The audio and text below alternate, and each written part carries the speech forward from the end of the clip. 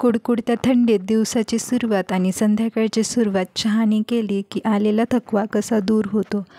त्यात आज आपण न फाटणारा, कितीही उकळवला तरी अजिबात न फाटणारा असा गुळाचा चहा बनवणार आहोत. तो कसा ते सुद्धा आपण पाहणार आहोत. पण तत्पूर्वी आपण त्याचे फायदे जाणून घेऊयात. गुळामध्ये लोह खूप प्रमाणात असते.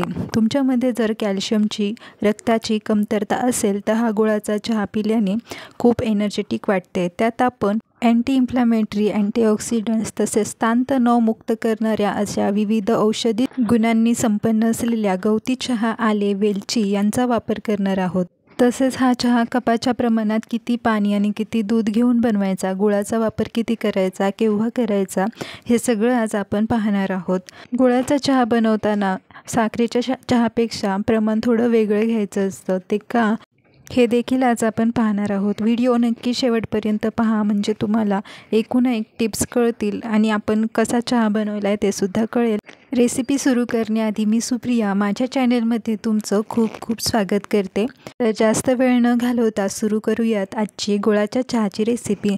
तर गुळाचा चहा बनवण्यासाठी मी इथे 4 कपाचं प्रमाण घेणार आहे. त्यासाठी इथे मी 3 कप पाणी घेतलेलं आहे. तर लक्षात ठेवा, आपण जेव्हा चहा करतो चहा पावडर टाकतो. जर दुधाचा चहा असेल तर जास्त प्रमाणात चहा पावडर घालतो. त्यामुळे चहा आटण्याची शक्यता जास्त असते, कारण चहा पावडर पाणी शोषून घेते. त्याचप्रमाणे आपण जास्त उकळवला चहा की पाणी कमी होते, त्यामुळे पाण्याचं प्रमाण जास्त घ्यायचे. 3 कप पाणी घेतलेलं आहे. आता हे पाणी गरम करायला ठेवणार आहे. पाणी गरम होतंय त्यापूर्वी मी आता इथे गवती चहाची पाने घेतलेली आहेत, कट करून. स्वच्छ धुवून ही पाने घेतलेली आहेत, बारीक कट केलेली आहे. त्यामुळे चहामध्ये याचा स्वाद छान उतरतो. गवती चहा पचण्यासाठी तसेच हिवाळ्यामध्ये रोगप्रतिकारशक्ती चांगली ठेवण्यासाठी अतिशय फायदेशीर असतो. त्यामुळे गवती चहा हा हिवाळ्यामध्ये पिलाच पाहिजे. त्याचप्रमाणे 1 इंच अद्रक ठेचून घेतलेलं आहे. तुम्ही कट करूनही टाकू शकता किंवा किसूनही टाकू शकता. त्याचप्रमाणे 2 वेलची अशा फोडून घेतलेल्या आहेत. त्याचे दाणेसुद्धा निघालेले आहेत. वेलचीमुळे सुगंध आणि चव अतिशय छान येते चहाला. गवती चहाचा, आल्याचा, वेलचीचा सुगंध टिकून राहावा यासाठी मी इतर मसाले घेतले नाहीत. हवं तर तुम्ही वेलची, दालचिनी, लवंग हे सुद्धा वापरू शकता. पाणी चांगलं गरम झालं की हे तिन्ही पदार्थ पाण्यामध्ये टाकायचे आहेत. 2 मिनिटभर पाण्यामध्ये हे तिन्ही पदार्थ उकळवले की त्याचा पूर्ण सुगंध, चव या पाण्यामध्ये उतरते. त्यामुळे चहा करायच्या अगोदर हे तिन्ही पदार्थ पाण्यामध्ये चांगले उकळून घ्यायचे. बघा पाण्याचा कलर कसा चेंज झालेला आहे आणि पाणीसुद्धा थोडं आटलेलं आहे. असा पाण्याचा कलर चेंज झाला आहे की त्यामध्ये आपल्याला 2 चमचे चहा पावडर टाकायचे आहे. आता मी 4 कप चहा करणार आहे. त्या प्रमाणात मी 2 चमचे चहा पावडर घेत आहे. तुम्ही वापरत असलेली कोणतीही चहा पावडर घेऊ शकता. मी इथे सोसायटी चहा पावडर घेतलेली आहे. 4 कप चहासाठी 2 चमचे चहा पावडर पुरेशी होते. त्यामुळे चहाला कलरसुद्धा छान येतो आणि खूप दाटसर चहा होत नाही. त्यामुळे ॲसिडिटीसुद्धा होत नाही. आपण खूप पाण्यासारखा किंवा खूप घट्ट असा चहा बनवणार नाही. ही चहा पावडर साधारणतः 1 मिनिटभर चांगली उकळून घ्यायची. थोडा चहा दाटसर होतो किंवा चहाचा कलर बदलतो इथपर्यंत आपल्याला छान असा खळखळून चहा उकळून घ्यायचा आहे. आता चहा चांगला उकळला आहे. 3 कप मी पाणी घेतलं होतं, त्यासाठी 2 कप इथे मी दूध घेत आहे. 3 कप पाण्यासाठी 2 कप दूध घेतलं की चहाचा कलरसुद्धा छान येतो, टेक्स्चरसुद्धा चांगलं येतं. त्यासाठी 2 कप दूध पुरेसं होतं.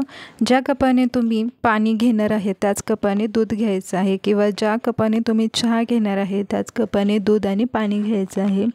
दुधाचा चहा करताना दूध जास्त शिळं घ्यायचं नाही. ते 1-2 दिवसाचं असलं पाहिजे, नाहीतर चहा फाटू शकतो किंवा खराब होऊ शकतो, त्याचा वास खराब येऊ शकतो. त्यामुळे दूध शक्यतो ताजंच घ्यायचं. आता दुधाचा चहा खळखळून उकळायचा, परंतु तो उतू जाऊ नये म्हणून पळीने असं वर खाली करायचं. त्यामुळे चहा उतू देखील जात नाही आणि टेक्स्चरसुद्धा छान येतं. त्यामुळे पळी घेऊन असं वर खाली करायचं. आता दूध घातल्यानंतर 1 मिनिटभर मी चहा चांगला उकळू दिलेला आहे. आता चहा फाटू नये म्हणून गूळ कधी वापरायचा ते पाहणार आहोत. दूध घातल्यानंतर 1 मिनिटभर चहा चांगला उकळू द्यायचा. त्याचं चांगलं टेक्स्चर आले की गॅस बंद करायचा. उकळत्या दुधात किंवा उकळत्या चहामध्ये गूळ टाकायचा नाही, त्यामुळे चहा फाटू शकतो. आता तुम्ही चहा किती गोड पिता त्यानुसार गूळ वापरायचा आहे. आता मी मीडियम गोड स्वरूपात चहा बनवणार आहे, तर त्यानुसार मी 4 कप चहाला 4 चमचे गूळ वापरलेला आहे.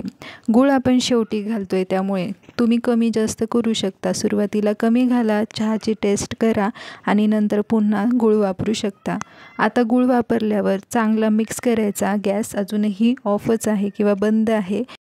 आता चहा गळताना नंतर त्रास होऊ नये म्हणून इथे गवती चहाची पाने किंवा आल्याचे तुकडे दिसत आहे, ते तुम्ही काढू शकता किंवा नंतरही काढले तरी चालेल, परंतु त्याचा पूर्ण अर्क चहामध्ये उतरलेला आहे, त्यामुळे या स्टेजला तुम्ही गवती चहा काढू शकता. आता गॅस मी पुन्हा ऑन केलेला आहे. आता तुम्ही कितीही चहा उकळला तरी तो फाटणार नाही, कारण पूर्णपणे गूळ आता त्यात मिसळला गेलेला आहे. त्यामुळे खळखळून उकळी येऊ द्यायची आणि मग गॅस बंद करायचा. खूप जास्त उकळायचं नाही, कारण गुळाचा चहा पटकन घट्ट होतो, तो खूप दाटसर होऊ शकतो. त्यामुळे आता या प्रमाणात बघा, पूर्ण 4 कप चहा भरलेला आहे, कमी नाही आणि जास्त नाही असा. या प्रमाणात तुम्ही चहा कितीही कप करू शकता. चहाला बघा कलर किती सुरेख आलेला आहे. असं बोलतात की नेहमी पदार्थ डोळ्याने खाल्ला जातो आणि कोणताही पदार्थ छान असेल, दिसायला छान असेल, चवीला छान असेल तर मूडसुद्धा छान होतो. तर गूळ कधी वापरायचा, पाण्याचं आणि दुधाचं प्रमाण किती घ्यायचं, चहा पावडरचं प्रमाण किती घ्यायचं, यानुसार तुम्ही चहा बनवला तर दुधाचा चहा कधीच फाटणार नाही, कितीही उकळवला तरी फाटणार नाही.